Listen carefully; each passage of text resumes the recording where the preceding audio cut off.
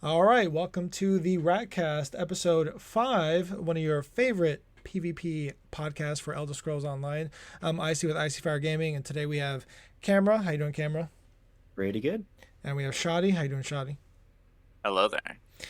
And so, of course, the announcement. We have an audio version of the podcast that you can find over on Anchor. There will always be a link down in the description below if you don't want to see the random BG footage, Cyrodiil footage that I just kind of throw in there for some visual content for you. So definitely go check out Anchor if you want that audio only version.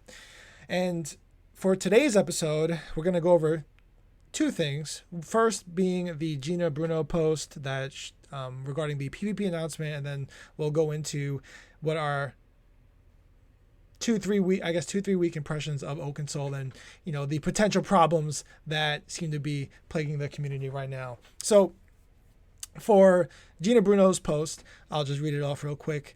While all of the aforementioned backend work is still ongoing, including sourcing the new hardware for PCEU and console mega servers, we did share a couple of changes coming to PvP that will be going into update 35. First, we're implementing some tech that will allow us to easily activate special Battleground events without requiring any server downtime to start or stop. The plan will be to feature a single game mode over several days and also grant 25% increased AP while participating.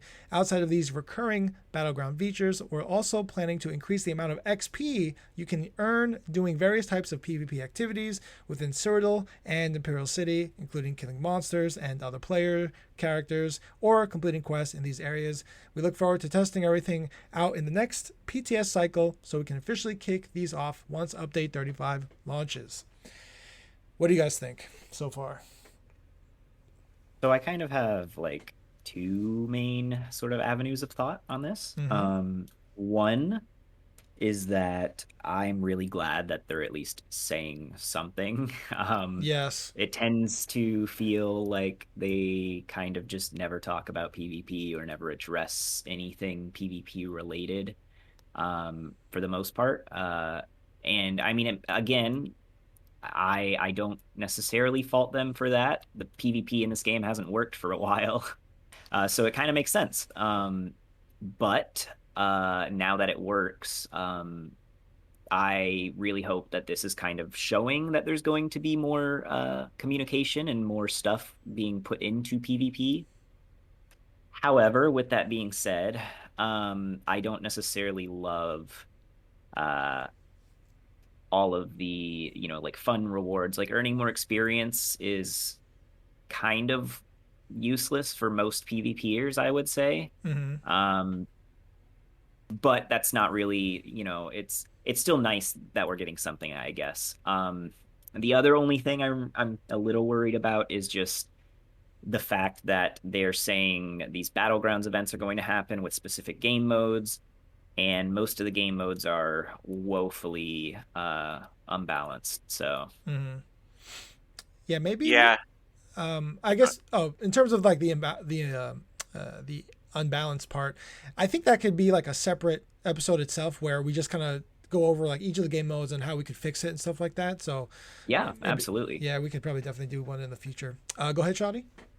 I was just gonna say, yeah, that could be an issue if they intend to feature certain specific game modes, and then they, like for instance, they feature capture the relic and then go straight into featuring domination afterwards. Like those two game modes in particular are so bad that people like a lot of us in the guild are not even going to want to play BGs during that time period because nobody's going to want to deal with those game modes since they're some of the least liked game modes out of them all. So I just worry that they're going to feature game modes that nobody wants to even play, and then And so more there'll be. specifically, like I really hope they don't start to encourage like trying to win these domination and capture the relic game modes. Like if they add really good incentives during these weekends,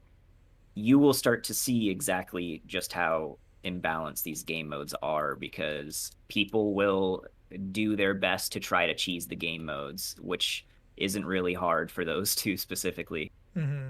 Yeah, you'll end up getting people who build specifically for these game modes, and they try to end them in like 1-2 minutes. Or exploit Nobody, bugs in the case of Capture the Relic.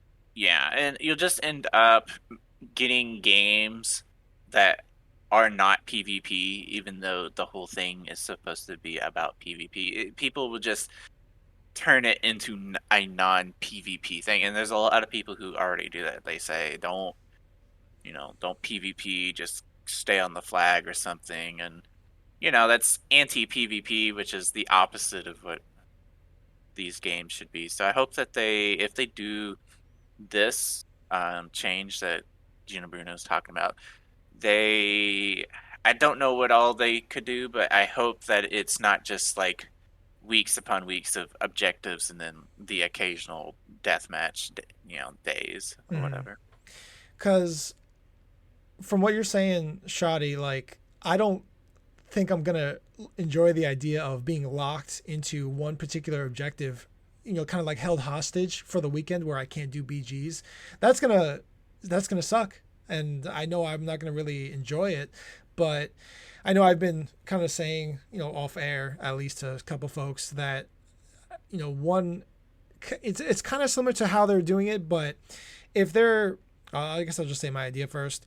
I would like it so that the days just kind of alternated, the days themselves, not the weekends. So, we don't have to wait a full week before we can get the mode that we want, but just say we just alternate. 1 week it's deathmatch on Monday, Wednesday, and Friday, and then objective modes are Tuesday, Thursday, and Saturday, and then Sunday just being the odd day that kind of just rolls over with whatever was on Friday or whatever, however you want to start the week. And then the next week it just flops, right? So now we have Tuesday, Thursday, Saturday deathmatch, and then Monday, Wednesday, Friday objective mode. So that way it's like, oh, well, I can't play, I'm an objective main, but I can only play on Tuesdays. Well, Tuesday is going to come around eventually for the one that you want. You just got to be patient with it. So it sounds like they're with this new kind of implementation that they're doing, they're going to have the capability of actually doing that.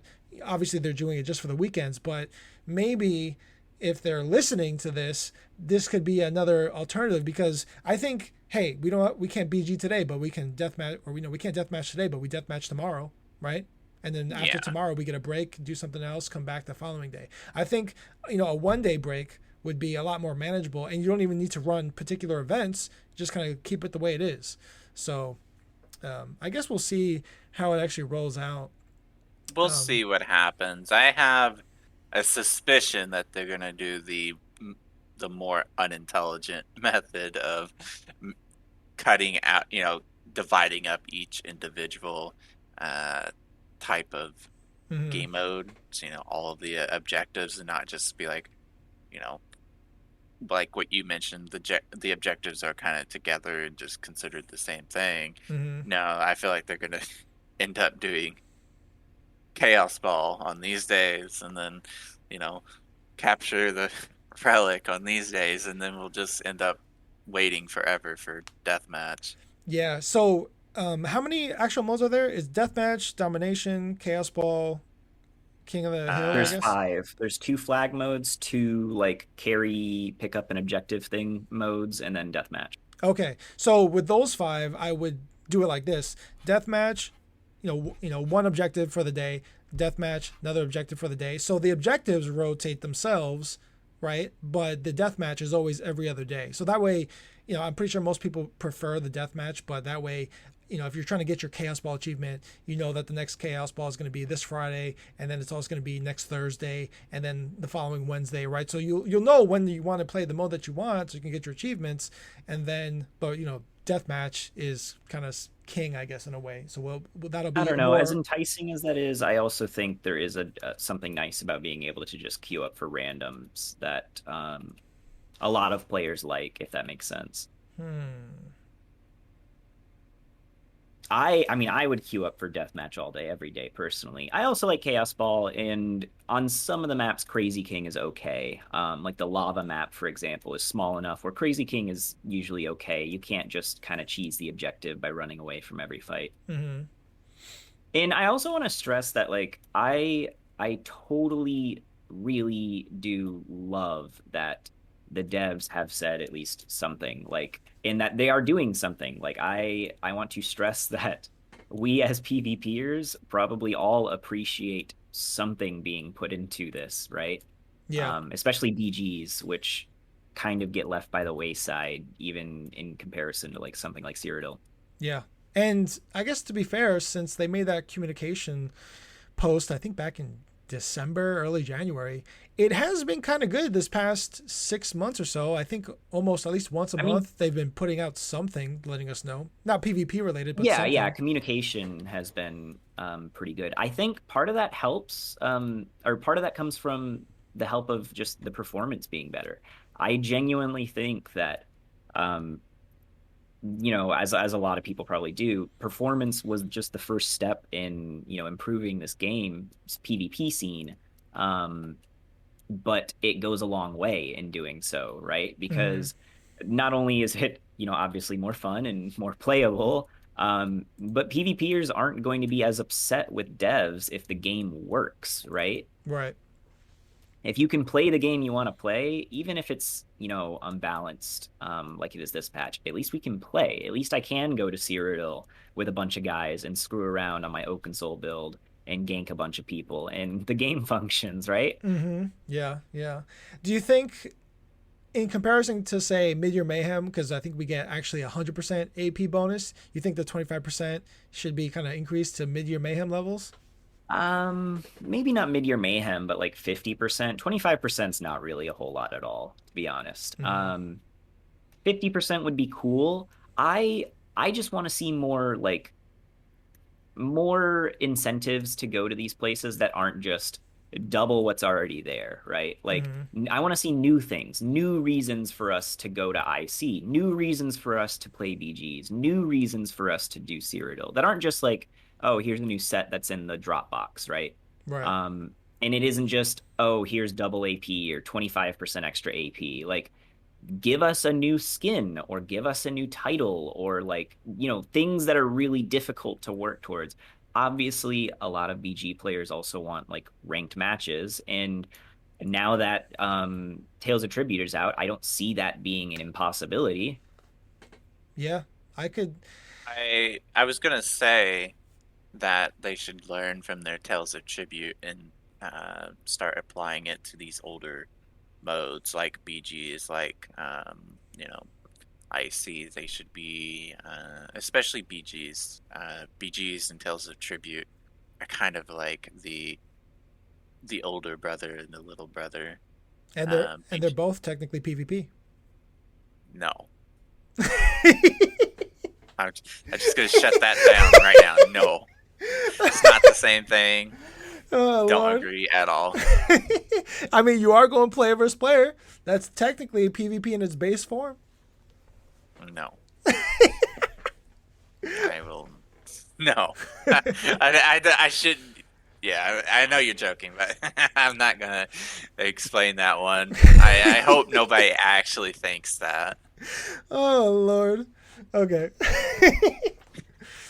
But no, I would like to see like raw materials. I think if they put raw materials into BG rewards, people would get more into it. You kind of can get that in like jewelry and the armors, you deconstruct them, but it's very slow and you're not getting very much out of it. Oh, that actually kind of gives me an idea. So what if, say you wind up in a objective mode, right? And first place gets one random gold material. Yeah. Would that Stuff encourage like that. Would that encourage you guys to actually play the objective? Well, yeah, but again, the issue with trying to like over encourage people to play the objectives without actually changing the modes are poorly designed. They just kind of are. I don't think this, well, again, we can probably have a whole episode on this, but I think they need to tackle the modes before trying to incentivize rewards. Like, honestly, I wouldn't want to see a ranked BGQ unless it was deathmatch only until the objective modes get reworked. I'd like to see this, I think, and this is probably a little bit more in the realm of realistic when it comes to ZOS. and what they do is they wouldn't have to change too much on solo queue. They could just, kind of let it be and give it a little bit extra rewards. But I would like to see deathmatch, or I would like to see group queue be turned into deathmatch only. I've always said this. I think group queue should be deathmatch only.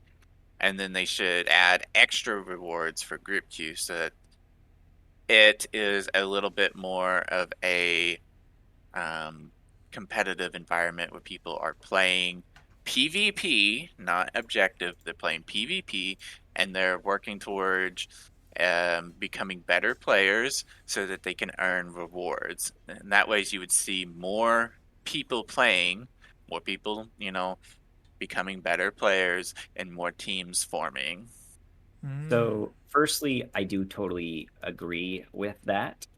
But to play devil's advocate, I do still want them to improve the objective modes. And honestly, pre-made objective modes, if the objective modes were, designed a little bit better and encouraged, getting into engagements and actually fighting, they could be pretty fun, right? I come from playing TF2 for the longest time, Team Fortress 2, which is an objective-based team shooter, and like serious objective-based PvP games are really fun when the game modes are, well balanced.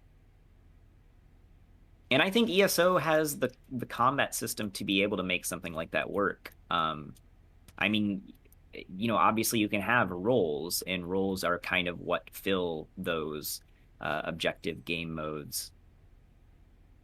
Right. But that would obviously be a lot more work, and I'm not expecting that, or revamping is probably something that's, I don't know how realistic that would be to expect that from ZOS, because I don't know. I think that the best case scenario is that kind of around the realm of what I said, because that would give us what we want. That would give the objective gamers something that they would want. Because you really think about it, there's no such thing as an objective pre-made. Nobody does that. Everybody who does objectives are solo players.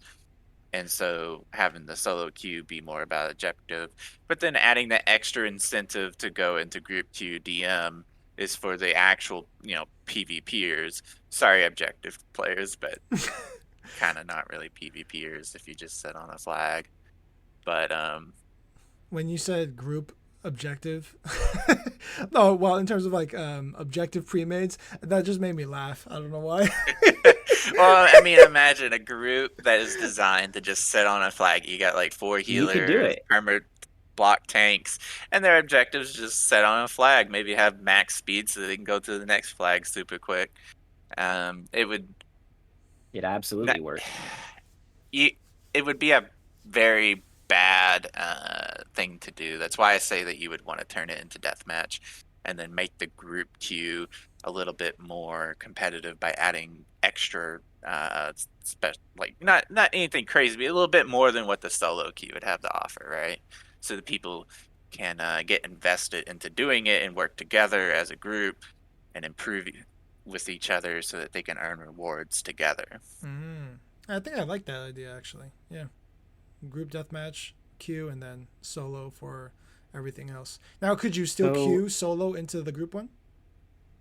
Oh, absolutely, yeah. Okay. It's same as always. It would just, yeah. So I don't want to get too off topic. Sorry, Shadi. You can continue if you had something else. No, not really.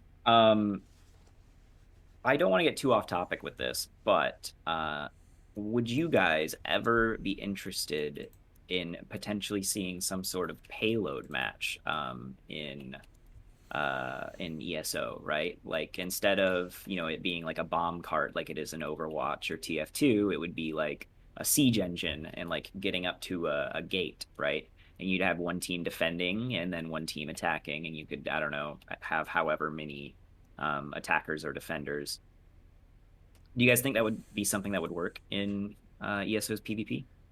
Without getting into specifics and really diving deep into that, I would say that adding modes that incentivize PvP is important, and one of the most crucial points for this type of game and how to make PvP work and objectives is to have a singular objective that is hard to avoid.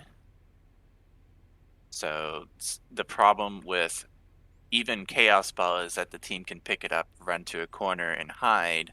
The problem with Domination is that there's 4 flags, and the problem with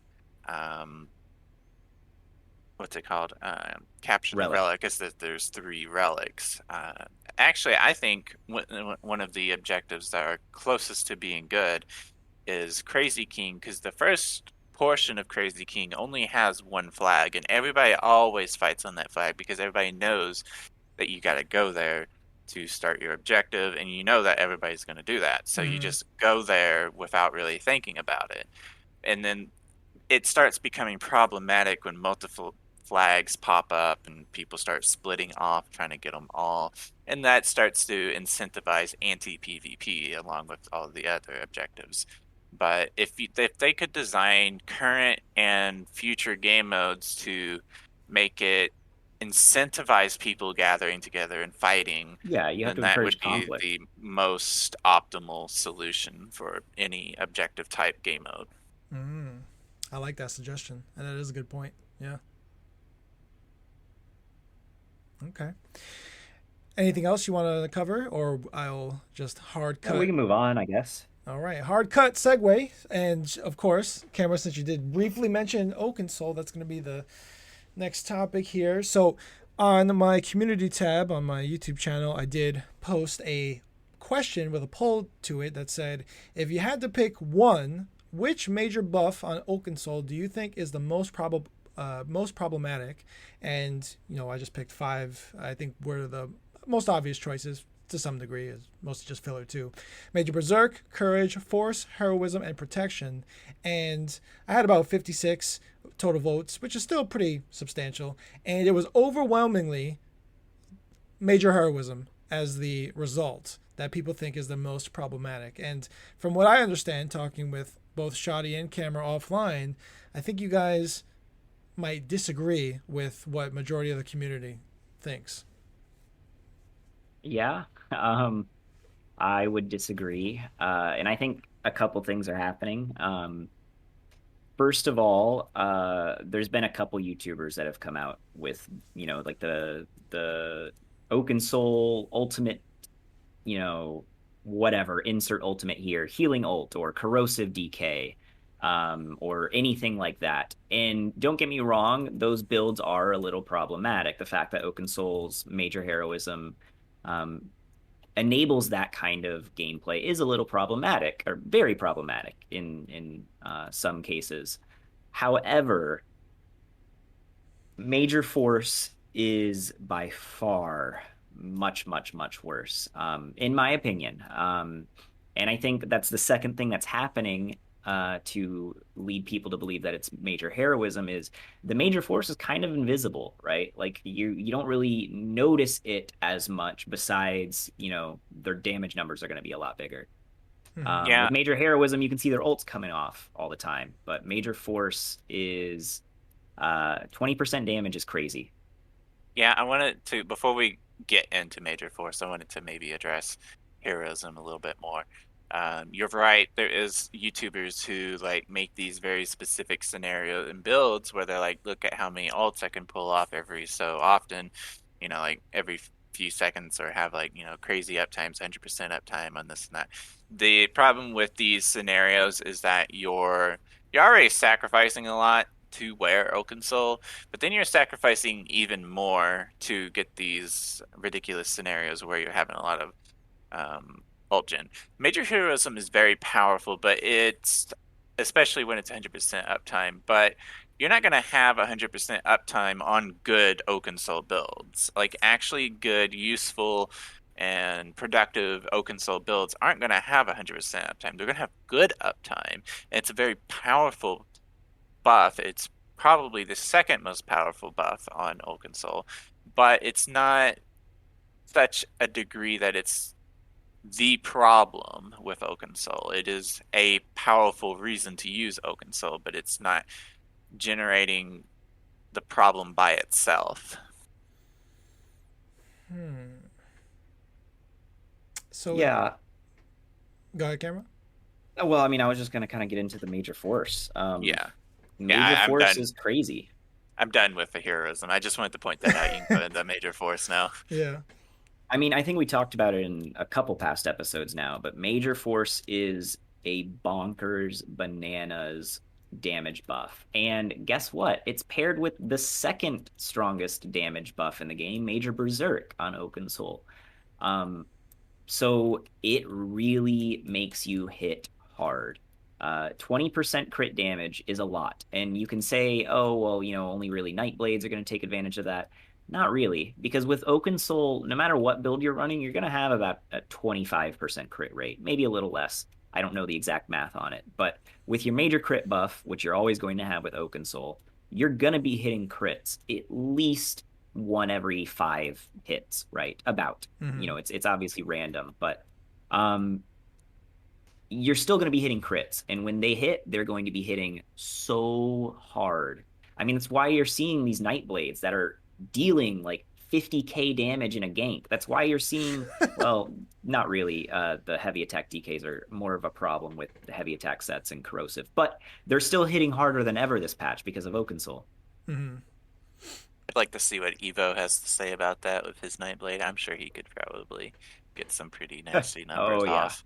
Did you see his YouTube chart? Yeah, I did. And honestly, I respect the player even more now. Literally going through every single set in the game and being like, all right, so this combo with this these sets results this much damage. Like, I bet the dude is just livid, just having the best time of his life with this Oakensoul ring right now. Oh, geez. Because I guess I can kind of agree a little bit, because even on my healer, which, I don't really spec for damage at all, but I've killed people in BGs with my light attacks, that kind of just running away, and killing them with like a 2k, almost 3k light attack crit, which would never normally happen, but I have that increased damage from both Major Force and Berserk. So I'm actually able to secure kills. It doesn't happen all the time, but I'm doing a little bit more damage than before, which just comes naturally with the ring with all those buffs. So again, don't get me wrong, the major heroism is a problem to an extent, on certain setups especially. But like Shadi said, like, if you're really trying to push for damage and utility and like a really good Oakensoul setup, you're probably not going to have 100% uptime. You'll get close. You'll probably have like an 80% uptime on corrosive, which is still a little problematic, but I think corrosive is the ult that is like the problematic one. I don't think having high uptime on rest of ults is an issue. I don't think any other ults are that much of an issue, to be honest. I think it's actually specifically corrosive. Yeah, I would mostly agree with that, I think. Which that kind of ties into corrosive. It is well, not really ties, but it's a topic to talk about with this because it ties into using Oakensoul. There's a lot of corrosive DK builds with Oakensoul, right? So, and the reason you can do that is because it's an incredibly powerful ultimate that does allow you to generate ultimate while it's in use, and because Oakensoul has 100% uptime on the major heroism and other effects. I've seen people who are using decisive. They're using double decisive. So what they do is the decisive generates an ult, and then the other decisive will generate ult because the other one generated ult, and they'll actually bounce off of each other until one of them finally doesn't proc. Oof, I like that. I just learned about that a couple days ago, and that's pretty cool. And so this can create very problematic levels of ultimate gen, especially on DKs, and especially for the corrosive. Now, the most obvious way to fix a problem like that would be to just turn off the ability to generate ult on corrosive, similar to the transformation abilities like Necro's Goliath form or the Vampire Lord form, and that would kind of like relieve a lot of the issues that we have with Oakensouls and its major heroism, since that's the main problematic ult. And that ult, even before Oakensoul, was already kind of overtuned. Mm-hmm. So, to like putting it in its place now that Oakensoul is out would not be a knee-jerk reaction to Oakensoul. It was already kind of problematic. It would just be a um, justified action to the ultimate, I would think. Right.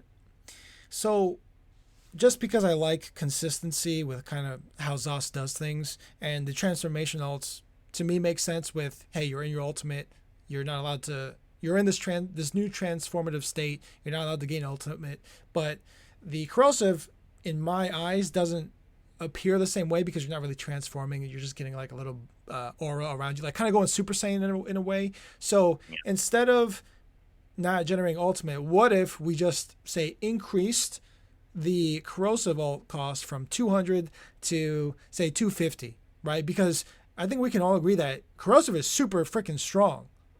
And Yeah, but I don't know. I I would. think that would address non-Oakensoul builds, but it wouldn't address Oakensoul builds. Yeah, that wouldn't change uptime on Oakensoul builds very much. Again, like the reason why you can get crazy uptime on corrosive is because you can generate ult while you're in corrosive. mm-hmm, You can't do that with, say, Bone Goliath, right? You can only ever have at most like a 50% uptime on Bone Goliath, even if you had really, really good ult gen. Just because it's not, well, you can probably get more than that, but it's not nearly enough, to be in it all the time because you can't generate 200 ult in a second or less. mm-hmm. Okay.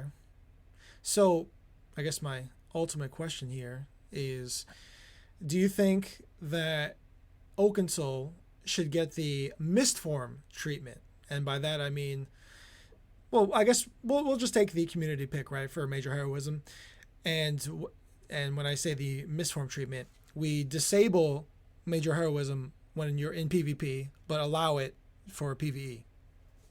Um, So I generally don't like those changes. I know a lot of people want separate balance, but the thing about this game is at its core, it is a great new player experience. And when you start to balance things separately, it becomes more and more confusing for newer players because all of a sudden, the skill that they've been using for 10 plus hours in PvE isn't functioning the way they think it's going to function when they go to PvP, or vice versa, or if they start doing that with sets, like, okay, now I can't use this set in PvP, like what's going on?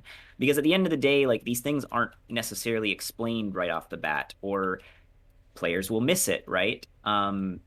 So I don't ever really enjoy proposed changes that are only affecting, PvE or PvP. That's kind of what Battle Spirit is in the game for. Mm-hmm.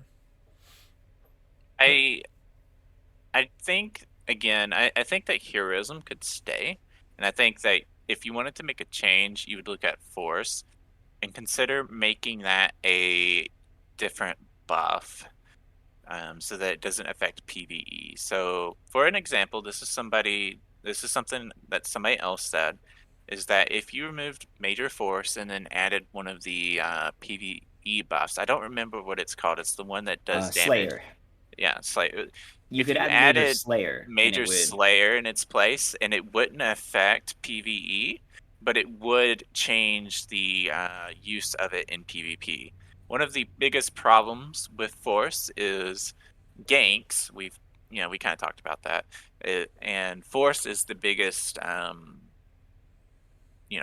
effect on there that enables ganks, because when you attack from stealth, you're guaranteed a crit. So by removing force, that is essentially removing 20% of the damage that you're receiving from this mythic. Which I would say it's 2/3, but it's not actually 2/3. It's probably closer around half, because you got to count courage, and gankers are probably receiving a pretty decent percentage off of courage alongside berserk. So I don't know the exact numbers, but I'll just say half the damage that you would lose half. that you're gaining from Oakensoul, and that would be a good way to kind of relieve this problematic situation that they've caused in PvP without making the PvEers suffer in any way. Yeah. So sorry, go ahead. Oh, I was gonna say, I can vouch for some PvP or PvE just because I've been loving running Oakensoul. Just soloing my dungeons and stuff like that, and I've been having a blast. So I would hate to, I guess, remove a buff in any way, but in this case, if they were gonna actually swap out Force for Slayer, I have no problems with that at all. Just help me do more damage. Mm-hmm. So I saw another suggestion. So Oakensoul has also been a really big problem for a lot of streamers, because stream sniping is a thing, and if gankers can one tap pretty much any build in the game, stream sniping is now a really easy thing to do and probably really frustrating for bigger streamers.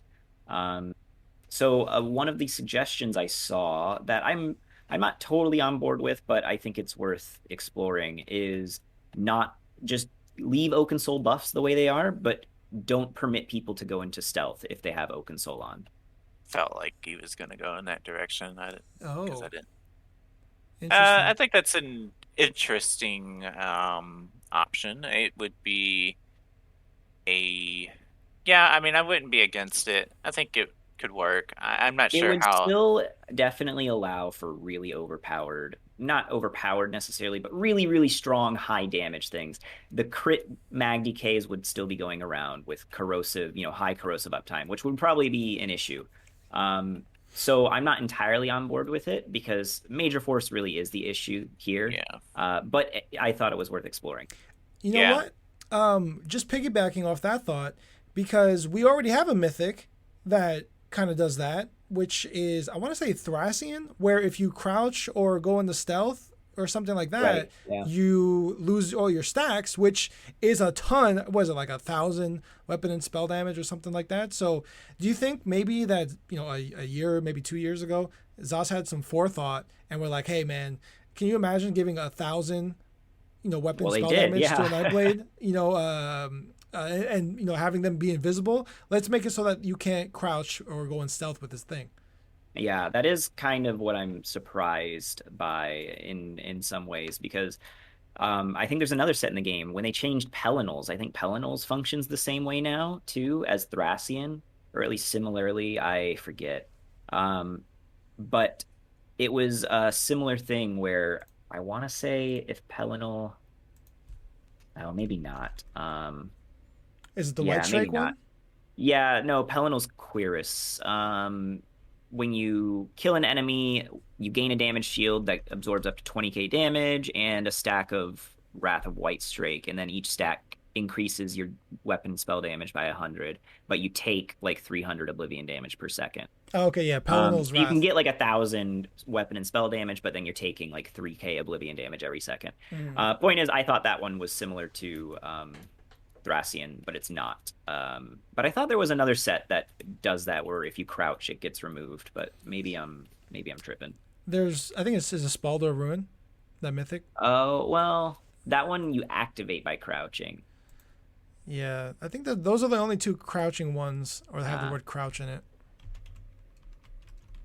Well, regardless, they definitely thought about it back then, and they should have probably given it a little bit more thought. I mean, like I said, I had, this sounds like I'm trying to toot my own horn, and I'm not, but the first thing I thought of when I saw Oakensoul was whenever they added Major Force. I can't remember if that was at the beginning or if it was one of the subsequent PTS weeks, but I knew that Major Force was going to be the issue.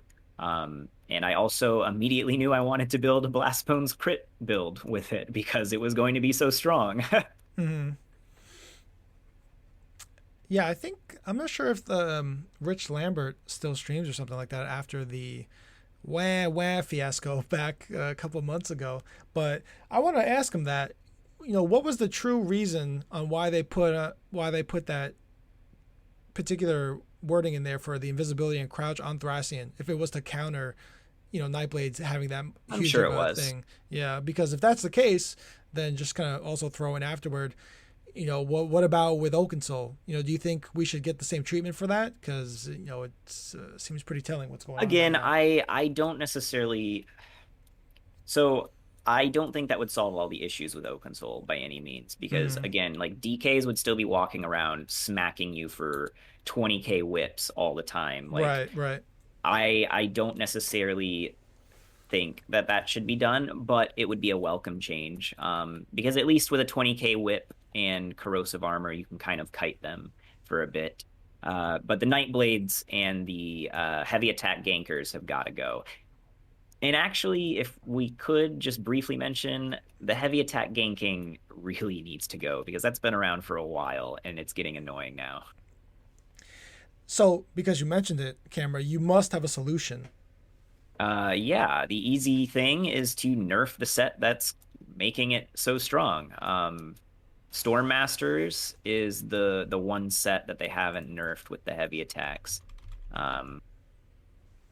And I believe that that's what's being used to just delete people.